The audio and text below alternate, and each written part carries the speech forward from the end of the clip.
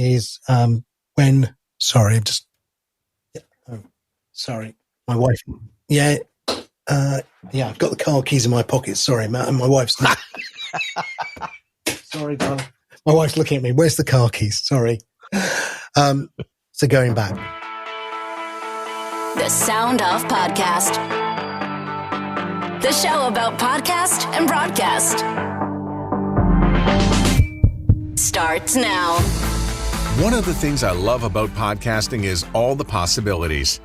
For those who are regular listeners to podcasts from the Sound Off Podcast Network, you may have heard this before. This podcast supports Podcasting 2.0. If you like this show or are getting value from it, hit the boost button now. If you don't have a boost button, you can get one now at newpodcastapps.com. Today, I'm going to be speaking with Sam Sethi, who co-hosts the Podcast Weekly Review along with James Cridland. He's also the creator of one of those new podcast apps called Podfans. Now, most of you listen to this show on Apple Podcasts or Spotify. I know because I see the data. But have you checked out what's available at newpodcastapps.com? There are apps available to show you things like when a show is live. They let you see transcriptions or captioning. Or you can even send some funding in the form of Satoshis or boosts. Sam is in the process of launching Podfans, a new podcast app which is going to support those aforementioned things and more. Now, speaking of Sats and Satoshis, I want to thank Dave Jackson, who has a great show called Ask the Podcast Coach. He's using one of those newer podcast apps called Cast-O-Matic, and he has the app set to stream some Satoshis in my direction for every minute he listens to the Sound Off podcast. Thanks so much, Dave, and thanks for the 5,000 sats. Now, Sam Sethi joins me from Cookham, England. Long before you involved yourself in radio, you worked in tech. Yep. And you go right back to the early 90s and Microsoft and Windows 2.1. What was... Windows 2.1C even. Yeah, I can even remember the C part of it. Yes. What attracted you to tech and computers? The honest answer was I left the army as an officer, and typical English army officer, not knowing what to do next. I had two skills: kill people or shout. Not really often asked for. So they all send you into the city to be a stockbroker, and sat at a desk watching screens go red or blue didn't appeal to me at all. And so they sort of stuck me in a corner with this sort of massive, great big computer and said, go and create a trading system on that. So somehow I enjoyed doing that. And that was the beginning of it. Yeah. And it's funny how it all comes full circle, because as we get into talking about podcasting 2.0, that's pretty much where we're going to be headed. Yeah. Yeah. I mean, I'm very, very bullish on where I think this is all going. And I think it's just waiting for people. I've been here before, and we'll talk about it in the podcast. When I was at Netscape, I remember sitting down going, it's called a browser. It starts with HTTP. Yes, that's the URL. No, there's no search engine. People looked at me like I was talking Swahili. And now when I say it's a micropayment, it's called a Satoshi. You need a digital wallet. And people look at me going, what's he talking about? I have no idea. And yet I can see the natural hockey stick of growth, because it's a solution to a problem we actually all have. And it works. And when you've got those two parts, a solution that's actually fixing a problem and that it actually does what it says on the tin, then I think you've got gold. And it's just a time frame then. My gateway to the internet, the first time I got on it, was Netscape. You may have a few tales to tell about working with Netscape. And when you go to tell somebody, yes, HTTP://, there's always a contingent of people who are like, okay, well, how do I make money from this? What were those monetization questions, and did you even have any answers, or did you just say this is really a gateway to marketing and a bigger world? I don't think anyone knew. We were all blind leading the blind with it. There was a brilliant guy called Mike Homer, who was the marketing director for Netscape. Sadly, he died very young. But Mike Homer was the guy who could foresee RSS. He was the guy who worked with the tech team guys to come up with RSS. I know everyone says it's Dave Weiner. It wasn't Dave Weiner. Dave Weiner took what Netscape did and enhanced it. Give him that credit. At the same time, Mike was the first one to create a portal. So he worked out for Netscape that there was going to be a portal that we could put news into, and you could start to put basic products into, right? And that was his vision that was beginning to evolve. And I think that's the monetization. of course, Microsoft ran with that idea and created MSN. And then, of course, we saw all the other people suddenly ting, ting, ting. There's money in this hill. Right, let's get some e-commerce. And we had Pets R Us and we had everyone else in the world. And obviously, that's how I think it evolved. But yeah, genuinely, I don't think anyone really understood how you were going to monetize this. So I'm having a Netscape flashback. I believe beside the bookmarks, there was an opportunity to subscribe to the RSS feed. Exactly. And anytime somebody updated their website, it would show up in, I think, maybe a sidebar. Like a little push notification, actually. Yeah. Yeah. And I was supposed to be really, really excited that the website had been updated and that I could go and consume the new content that was put on there. Yeah, and I think that was the original concept of it. It was going to be a data transport layer, which RSS is. And look, you remember the Google screen reader for RSS, which everybody in the day had, right? And it was brilliant because you could consume loads and loads of different websites through a sort of very flat file, in effect, like a spreadsheet, and then dip into it by clicking through it. And again, when that died, I think a lot of people were very unhappy. And that's when I think RSS itself fundamentally first time round died as well. And I hear you talk about this on your show quite often with James Cridland, and that's something like Internet Explorer that comes along, podcast apps. But things like Netscape go away. A search engine like Alta Vista goes away, and then it gets taken over by Google. And then once they're gone, a lot of the smaller little components that made it great also disappear along with it too. And we miss those things. We miss comfort because we learn how to do things on the web in the way that we want to do them. So whether it's the best way of doing it, it's the way that we train our minds. And when we don't like change, humans don't like change particularly. It puts us out of our comfort zone. It makes us have to think through our frontal, cortex rather than the relaxed, I know, press 1, press 2, 3. That's the job done. So yeah, again, strangely after Netscape, I was the marketing director for a company called CMGI out of Boston. CMGI owned 60 of the first original startups. Alta Vista was one, Navio, 2 Rome, the list goes on. And their goal was to create a synergistic platform. So the sum of the parts would make it greater than the whole. And CMGI was the first $1 billion valuation on the internet. And that was because it was just buying up all these companies. It was a combination of a VC and an incubator. And it sort of had this sort of sausage factory idea of we'll buy in a startup, we'll enhance it through the services that we offered and then chuck it out the front door for extra value. So again, early days of the web. We could really use an Alta Vista right now in Canada. We've got this problem with Google in the news. Well, I don't think it's Google in the news. I actually think it's Canada and its politicians. But that's where I think the problem lies.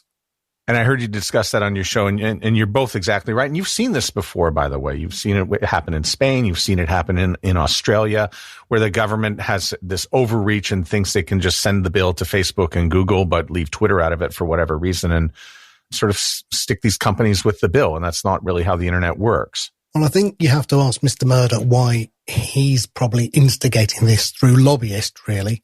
That's where I think the actual pressure is coming from, because he sat there going, I once had advertising and I had billboards and job boards and classified ads and I had all this revenue coming in. It was lovely.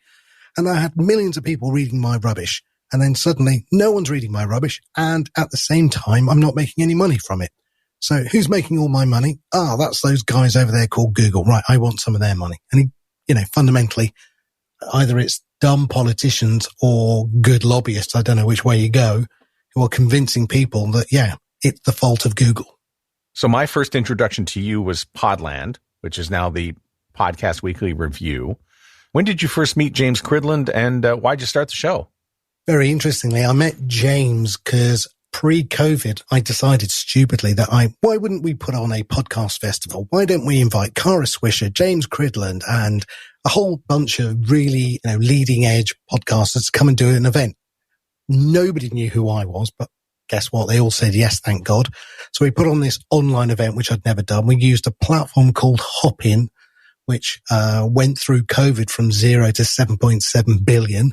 And only this week we heard that Hopin's CEO has stepped down and the value of the company's gone. But during COVID, it was, getting VC money in daily, basically, and its valuation went through the roof. Anyway, I did that platform. James kindly said he'd come on and do it. And then afterwards, I looked at Podnews Daily and I said, James, do you want to sort of extend that from 3 minutes to maybe an hour? And I think it was 30 minutes I promised him in the beginning, but it's gone a little longer these days. And strangely, he said, yeah, I'd love to. And I went, oh, great. Okay. And I promise you, if you go back to episodes 1, 2, 3, or 4 of Podland, it is Car Crash Radio or Car Crash Podcasting. We didn't know what we were doing in terms of, was he going to be the expert? Was I going to ask the questions? Which way was I've taken the role of the dumb questionnaire and I've left James to be the GOAT expert podcaster. And it seems to work for us.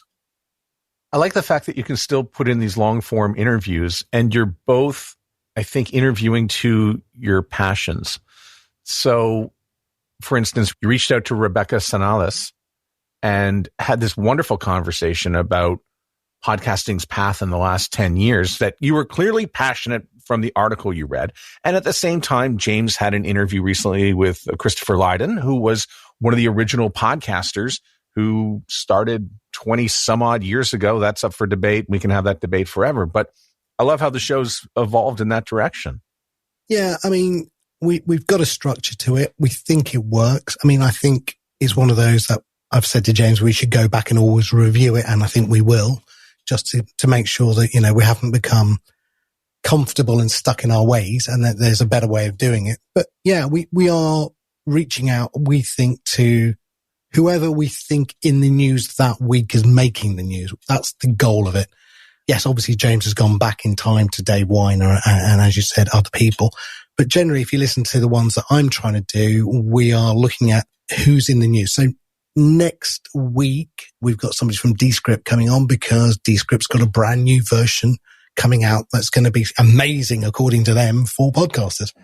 We'll wait and see whether it's amazing. But again, we book that person on because they're going to be in the news for certain in a couple of weeks.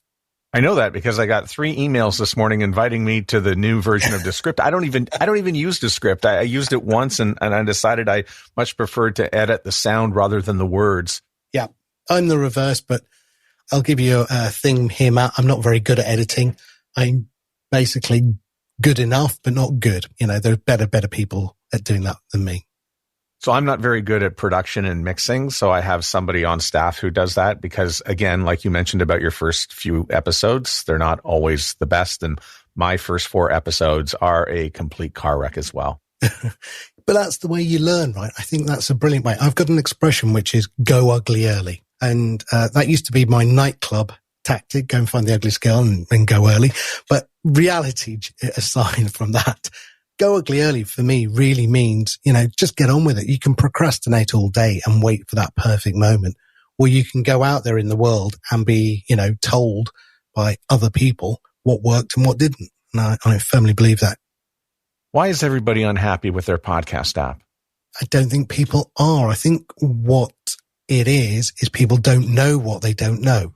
That's the problem. So in a world of podcasting, if all you ever use is Spotify and Apple, well, it works, right? You go on there, they're all there. It updates, you click in it, it's ready to download, it's ready to stream, happy days. What you don't know is that finding podcast discovery is hard on those platforms, but you don't know that it's hard because you don't know there's a better option. You don't know that interactivity is a problem. I want to give feedback to the creator, but I can't do that on those 2 platforms. I can't leave a comment. I can't zap or like something. I can't put a rating. Well, you can on Spotify, but only just. So discovery, interactivity, and being able to give back a small micro payment instead of a heart, a like, or a thumbs up. But if you don't know that that's available elsewhere, then you're not unhappy. You're just in the dark, really, about what's available for you as a podcaster. Maybe the question was oddly phrased in that I'm assuming that everybody's going around going, wait, man, this podcast app sucks. I'm working off 3 podcast apps. So when I'm in the car, I like to use Apple, except for if I want to listen to a show that is live, like the New Media Show with Todd Cochrane and Rob Greenlee. Now I want to use the Fountain app so I can access it live. But inside my home, I use Spotify because I want it to connect to my smart speakers. I'm running 3 apps. I'm downloading shows all over the place. My phone's getting a little bit full. I'm not here to say that I'm unhappy with these apps because they're doing what I want them to do. But why can't I just have it on one app? Well, the answer is you can have it on one app, and strangely, that's something that I'm working on. But again, look, Fountain's a brilliant app. Oscar's a mate of mine. We have a lot in common in the way that we think about the future of podcasting. I think what he's doing and implementing for Fountain's great, and he's putting all these new features like the live item tag, which is the one you just used to listen to live shows. He supports this thing called micropayments, Satoshis. And, he's got some great ways for discovery and interactivity, like creating little clips or leaving comments called boosts. No, Oscar's doing a great job. He's even got CarPlay working as well. So there is a lot of good out there. Fountain's leading the charge from the new podcast apps, and good on Oscar for doing that. But there may be other people who do it. And I sort of liken myself a little bit. We had MySpace and Friendster before Facebook. I like to think that I'm the one coming from behind in the tortoise and the hare race. And, I might be the tortoise with my app, developing it and getting it right. But I hope that in the long run, it's the one that you will choose or other people will choose because it offers all the fixes to what you just described. So here you go. You're going to be jumping into the podcast app space with Podfans. I'm very excited for it. I'm so excited. I went and I'm registered and I'm on a wait list. And you've also got this thing where you're slow. And by the way, like Blue Sky does it. There's lots of apps that sort of slowly release, and you've worked in this space for so long and you've been a part of the tech funding of it all. How do I expedite myself to get my hands on this app? Basically, I'll be doing it straight after this. That's not a problem. In fact, probably all of that was my fault, Matt. We probably opened the doors a fraction too quick for people. We had a load of people come onto the wait list, and when they came on, we realized that we'd made mistakes in the admin, so we deleted a few people. So I'm going to check. We may have just deleted your waitlist entry, and I'm just being honest. And if that's the case, I'll ping you back and say, just hit the waitlist entry and I'll push you straight through. It's weird building software and I believe in building it in public. So I put out a lot of what we're doing very, very early. And sometimes when that happens, you go, oh, we have to roll this back or something's not quite right. And that's what happened. We went a little bit too quick on getting people onto the wait list and then realized that there was a couple of issues. So we rolled it back, and in the process, we had to delete some of the list and then restart it. So apologies if you're one of those, but I will check. I actually just registered just before this. Okay.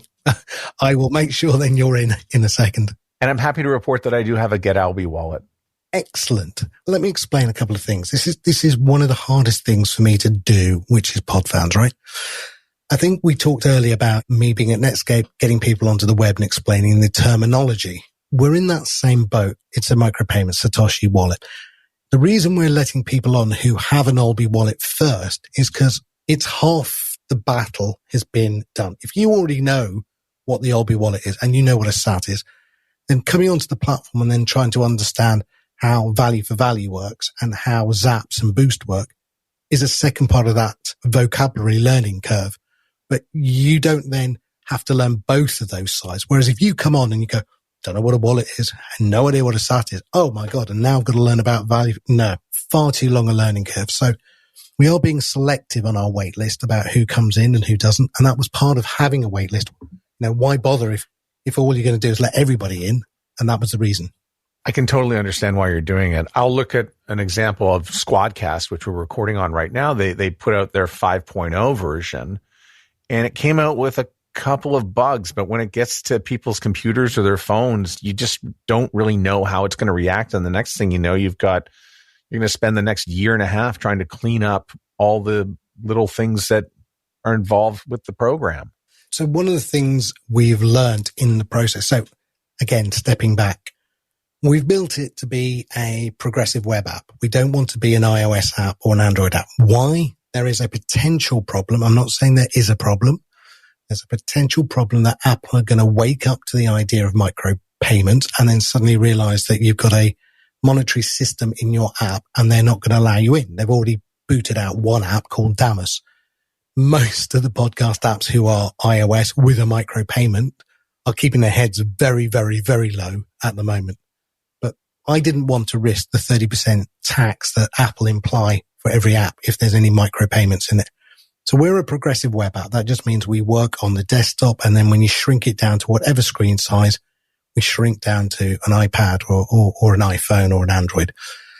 And with that capability, we also looked at how can we make this easier for people to use.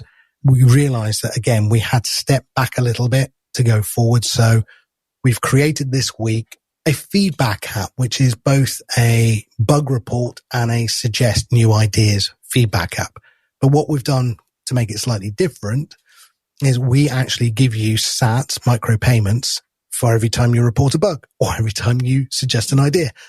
We have an opinion that your time and attention is valuable, and therefore we're going to value it by giving you back sats for what you give us. And I just literally released before this show, an hour before, the first ever blog that enables you to write a comment called a boost, so a comment with a payment, or a zap.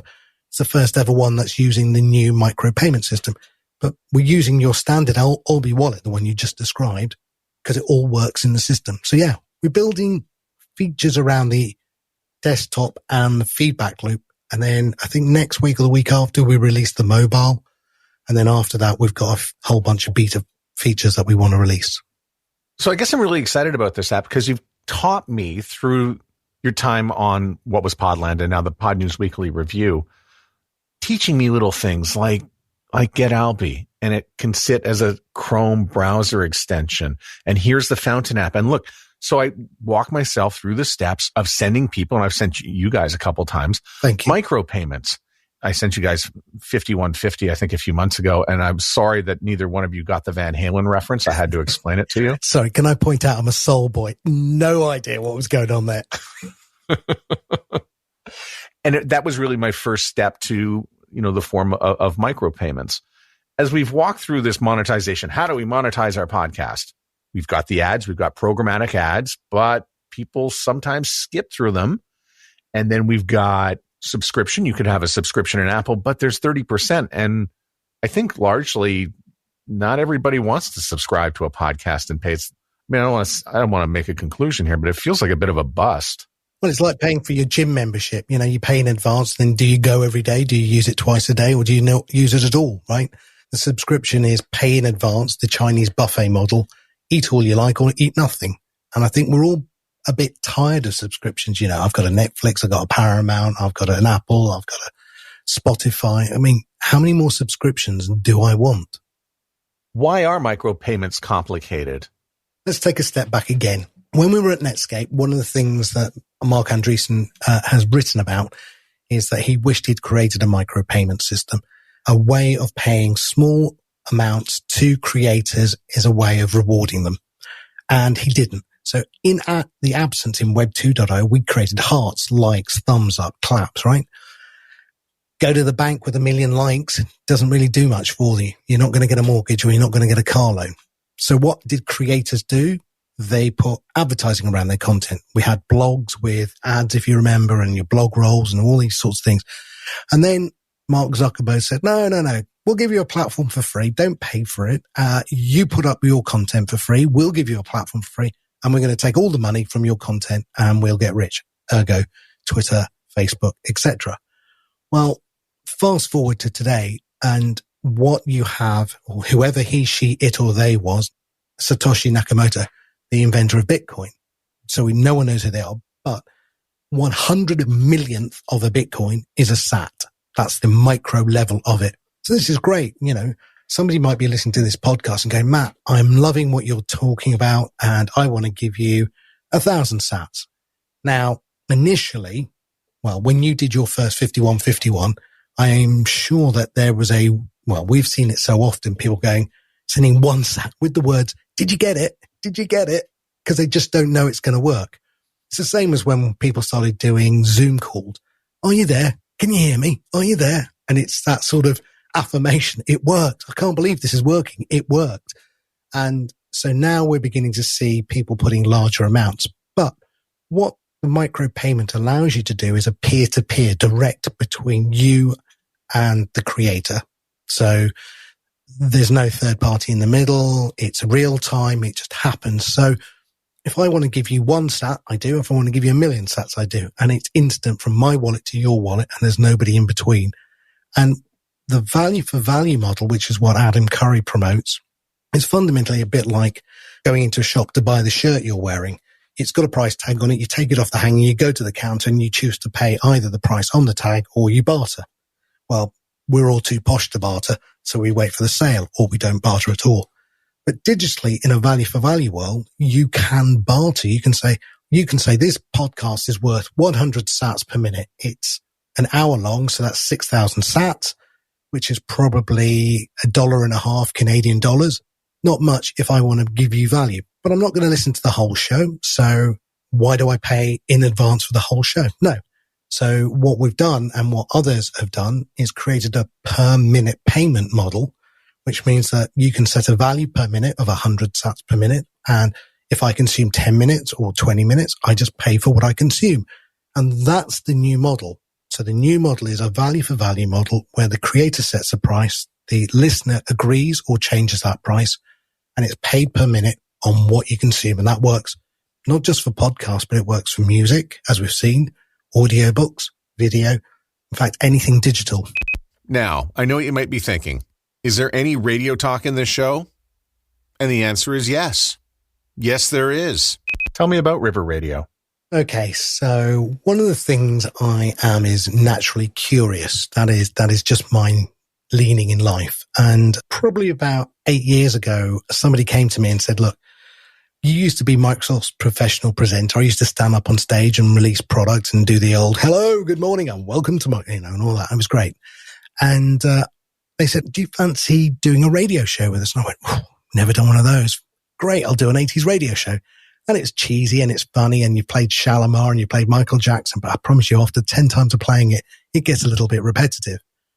But the entrepreneur in me suddenly decided that I didn't want to play music. I wanted to interview great guests, and those great guests weren't all living in my village or near where I live. They happened to be across the pond. They happened to be in another part of the country. So I managed to go into the radio station and actually hook up a Zoom call when no one was doing Zoom. This is pre everyone knowing about Zoom. And I could live link a Zoom into the studio. Now, everyone was like, oh, how are you doing that? That's amazing, right? And that led to me starting Sam Talks Technology, which was one of my own podcasts. But the entrepreneur in me wanted to do more. I wanted to be on a bigger broadcasting network called DAB. I wanted to do different ideas with the radio station. And the owners of the one I was on didn't want to do it. So I left and started my own radio station. I'd never built a radio station. I didn't even know how to do it. So I sat down and I basically worked it out and I built a radio station with 40 presenters. But what was unique was we created every radio show to be 1 hour long. And that was because we wanted them to be podcast first. I always call it podcast first radio. So the idea is that it's an hour long show about wine, about parenting, about local events. And it was hyper local content. So you weren't going to be talking about Canada and maybe talking about Guatemala. You were talking about the villages around where we broadcast and what was going on. So we wanted local people to listen to the radio, but we also wanted the content to reflect that. And so I managed to work with a company down in Australia called Whooshka, who Spotify bought. And we managed to take the live feed, and the minute the show finished, they converted that through a series of processes into a podcast. And we put cover art and titles, and off it went. And it was brilliant. So we had this amazing way of basically doing what we're doing now, Matt, but physically actually broadcasting it live to cars and kitchens and Alexas and web and mobiles and whatever. But the goal was really to convert that into a podcast and have that available. And what was missing, this is going back a couple of years, was micropayments and Olby. And again, even if it was available a couple of years ago, as I said, I think the learning curve right now is a little early. So imagine trying to go on the radio and go, hey, thanks for listening to the show. Now, if you really like what you just heard, why didn't you boost that and give us a strip? No one would have done it. So it was too prescient, too early in this cycle. But I will go back and take the Podfans platform and all of the mechanisms and convert that back into River Radio's platform when I think the market is ready to understand that model. Transcription of the Sound Off podcast is powered by the Podcast Super Friends, 5 podcast producers who get together to discuss podcasting. Sharpen your podcast and creation skills by following the show on the Sound Off Podcast YouTube or Facebook page. The Sound Off Podcast supports Podcasting 2.0, so feel free to send us a boost if you're listening on a newer podcast app. If you don't have a newer podcast app, you can get one at newpodcastapps.com. How about podcast hosts? I see some are knee-deep into it and others are sort of just dipping their toe in the water. If I were to ask Megaphone, for instance, their involvement, it probably get a very standard response that we're looking at it. But then we look at like RSS.com, Captivate, and Blueberry, who are diving straight in. Which ones are going to be the ones who are going to get involved with this? Well, I think there is a good smattering of hosts that are doing it. You've mentioned 3. I mean, there are others. And the thing about it is, what you'll see is that the features or functionality of this new Podcasting 2.0, commenting, interactivity, search engines, micropayments, will become the competitive advantage over the others. Right now, as I said, we're crawling along the bottom. We're just beginning to see our heads rise, and suddenly people will get this message. When they do, they'll look around for which host provides most support for the features and functions. And it'll be, James talks about it a lot. We're seeing Anchor's numbers drop. We're seeing Megaphones still going up, but we are seeing a lot of people jumping around from host to host, finding the ones they want. This week was a milestone for 3 reasons, actually. So the first one was RSS.com, who you mentioned. Suddenly, they provide all of their users, their podcast creators, with a micropayment Alby wallet. And one of their podcasters suddenly did something called a split. So a split is basically a programmatic way of saying, I've received 1,000 sats from a listener, but actually there's 2 hosts on this show, so we get it 50-50, right? And it's just automatically done programmatically in the admin. Well, they were the other 50% of this podcast. And wow, they were like, we can see now how we can get in the money flow. So that was one thing. So hosts begin to see that actually giving their users wallets and maybe having 1% or 2% of the money that that podcaster receives might be an extra revenue stream. Secondly, RSS.com is one of the biggest providers of something called IPFS. Again, I apologize for the terminology, but it stands for the Interplanetary File System. In English, that is a distributed file system. Think of the original web, Napster, LimeWire, Skype. It was all a peer-to-peer distributed file system before Web 2 centralized everything. And what we're seeing is this distribution, again, going back. Threads is a distributed platform. Mastodon is a distributed platform. So we are beginning to distribute back out again. Anyway, this week, Adam Curry's new podcast called Boostergram Ball and James's Podnews Daily put themselves on the IPFS net. And that meant 20 or 30 people were hosting segments of their podcast. But when you or I listened to it, it magically brought it together as one stream. And what happened was each of these little nodes that were hosting a little part of each of those podcasts was getting a micropayment. So, okay. So let's think. Hosts are now got an alternative way of getting paid with micropayments. People storing content have. Adam played Boostergram Ball, this podcast where he had for the first time real-time music coming into his podcast. And listeners were paying the artist directly, not the way that Spotify does it, where you put music up and then it goes to the licensee and then it goes to the distributor and then it goes to Sony and EMI. And then eventually the artist gets nothing left. This was direct to the artist from the listener as the program played. So one of the artists, Ainsley Collette, said, I made $144 in that show. And from one song played, I made $26 from 60 streaming platforms in the traditional way. So music artists, again, that story will reverberate. More people will start to understand that there's better ways of monetizing your content. And so we're beginning to see slowly great stories of how micropayments actually direct between the creators and listeners is actually much more lucrative for the creator than the current models that exist today. I'm really excited about that because for the last 20 years, you haven't been able to play a song on a podcast. And I think a lot of people have noted that it's one of the things that holds podcasting back is people think a podcast, it's just going to be a lot of talk. Well, now we can put some music in it. And now we've just solved the problem with micropayments of reimbursing artists. The old model was really simple. If you play a song, we're going to send you a letter for $10,000. Exactly. Yes. And look, I have a radio station and we have a PRS license. We have a Ofcom license in this country, in the UK. And so I can legally play it in the car and I can legally play it in shops and whatever, and I can broadcast. But we took the shows, turned those into podcasts with music still in them, stuck them up onto Facebook, and they were down in 30 seconds because Facebook went, sorry, no, that's a copyrighted piece of music. And I go, well, no, look, there's the license. I've got a license to do this. Yeah, but only in the UK. Okay, well, can you geofence me? No, we can't do that. So literally YouTube, Facebook, Twitter, boom, and you're straight back down again. So you can't do it. When it comes to podcasting 2.0, I hear lots of great ideas. We could have a transcription tag, geolocal. What about going live? And it's like this giant laundry list. And I've heard you and James on your show talk about you like things more than James does and vice versa. But I think with Podfans, you're trying to take the initiative to include it all.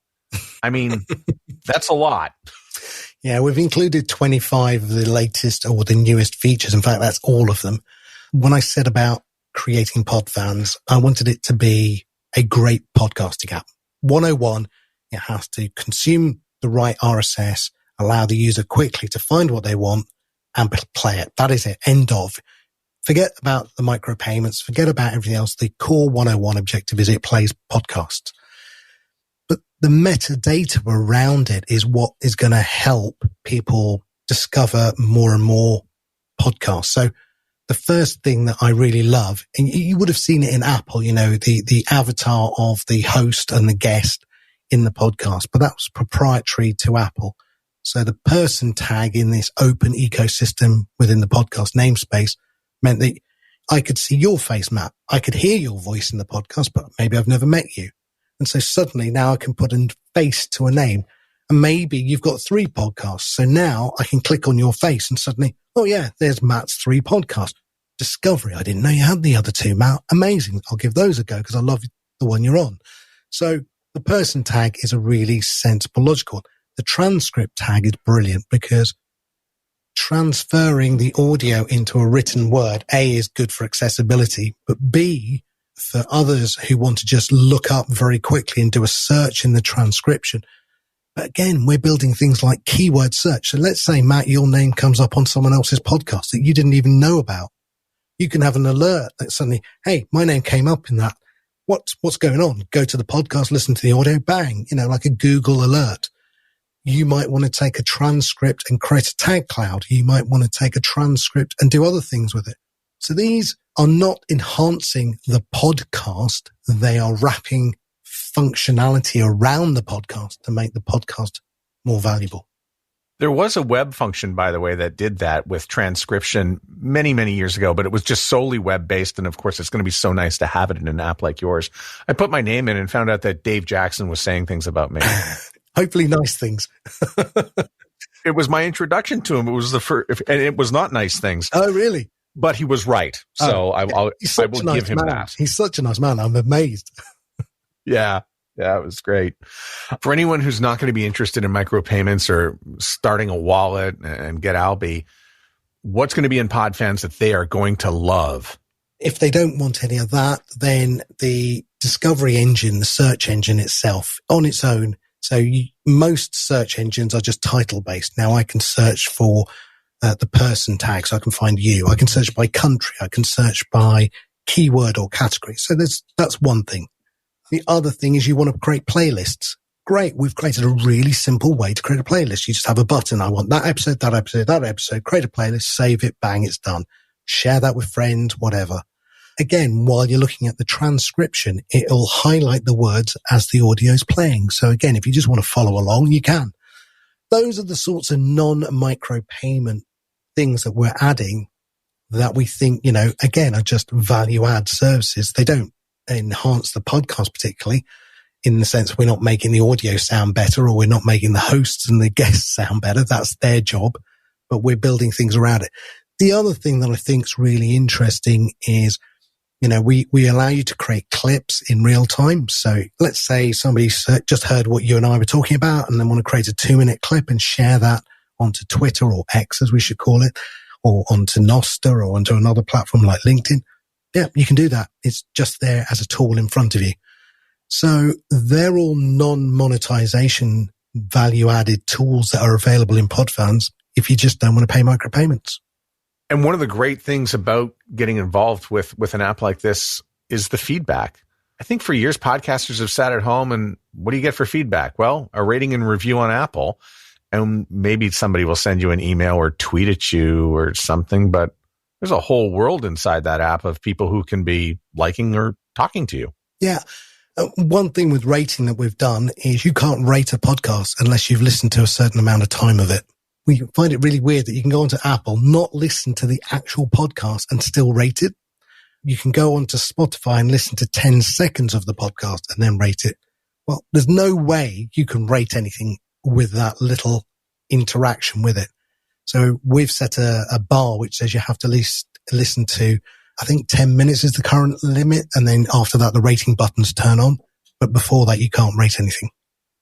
It's terrible to put pressure on you by asking this question, but when do you think the whole thing will be rolled out and you can go, good, we're done, it's all rolled out? Or when you're doing something like this, is it just something that is a continuum?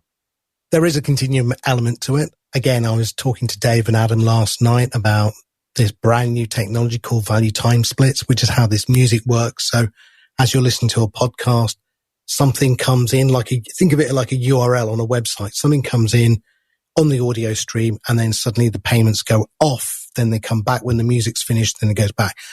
That's quite complex, but there's many other things you can do with that. So in terms of features, they will always be a continuum. In terms of opening the door and not having a wait list, I think that's more likely the right answer.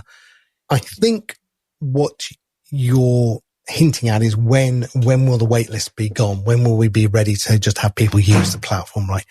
And that's really when we have the mobile element ready. And what I love about it is I'm not trying to rush this out the front door. So I think we've got a rock solid platform now for podcasting, but it's desktop only. I think the feedback platform we've built is going to be critical for getting people to give us rock solid suggestions and bug reports. Because you said it earlier, every platform, every laptop, every phone's going to be different. So we don't know what other software is there, what breaks us, what doesn't. And I'm not putting pressure on you. I'm just trying to get in the mind of September. Okay. He broke September? He broke me, people. Yeah. I'm trying to get in the mind of an entrepreneur and somebody who's got this idea and wondering, okay, well, what does the runway look like? I wanted to say I'm very excited for this. You've taught me a lot just by, talking about this every week on your show about micropayments and about, Satoshis. I didn't really know what they were. So between you and the New Media Show, I've began to come around on this stuff and learn and hit a few bumps along the way, which is how I guess we all learn. Yeah. And I've got a 93-year-old father-in-law. When COVID hit, we thought, how are we going to actually see this guy? How are we going to make sure that we stay in touch? You know what? He learned Zoom. He learned how to turn it on and click and hit the right buttons and make it work. And it became second nature. I think people, as I go back to my earlier answer, people aren't thinking there's a problem. They're just in the dark of what the next stage of the web is. And God help us if we can get rid of advertising and we can get rid of all of these things and we can make real money from our fan base. Look, Kevin Kelly was the guy that really inspired me. And I don't know if you've read his 1000 True Fans blog, but if you haven't, I highly recommend looking it up and reading it. And he simply said, if you can get 100 fans per month paying you £10 a month, there's £100,000 business, right? If you're Joe Rogan, great. You've got a massive audience, stick an advert, happy days. And guess what? Spotify's paying you anyway a massive amount of money. But most people are on that long tail of podcasting. $25 CPM rates mean you have to have 1,000 people. No one's getting that on the long tail. But you're still passionate about your podcast. You still would like to make a little bit of money because that pays the hosting costs or whatever. So now if you just say to we say it on Podfans, look guys, if you really like what we're doing, give us a little bit of money. It's small. So if I said 51.51, that's probably 30 cents, right? 40 cents maybe. And that's great. And we love it. And that's not the point. The point is it's a gesture of value that you decide to give us because you appreciate what we're doing. And if we roll that up into everybody who listens to the show, then we'll make more than that $25 CPM rate with a smaller audience, but a more engaged audience. So you'd be able to answer this question. If right now I decide that for anybody who sends a boost on this particular episode, how can I split that with you? So very simply, you create me in the splits as a guest. So when you go into your splits, okay, let's take a step back. In the RSS feed that you have, there is a block called the value tag block. And inside that, you have set, if you've set it up, you've set yourself up as the host, and the current split may be 100%. So everything goes to you. But on this episode, not at the, what we call the channel level, the podcast level, but at the episode level, you can go in and put an additional split just for this podcast that says, I want to give Sam 5% or 10%, whatever number you want. And so on the boost that comes in for this episode, what it will do is it look at the rule in effect that's in your RSS for this episode and say, hey, Matt says 90% goes to him, 10% goes to Sam, job done. And I've got both of your wallet addresses, the Lightning address. And this is the other thing, Matt, that I think, again, 2 years ago when I first tried to get my head around this. By the way, I didn't get it when it first started, right? It wasn't instant eureka. I've got this. This is easy. No, I was scratching my head. How's this work? What's this thing? How do you do it? Look, if I said to you now, Matt, what's your email address? You would just reel off Matt at something, right? And I'd go, great. And I'd go into my email app and I just type out Matt at whatever, click a button. I don't go, Matt, tell me what your IMAP4 address is. Tell me how you route it. What's your Exchange server look like? None of that matters.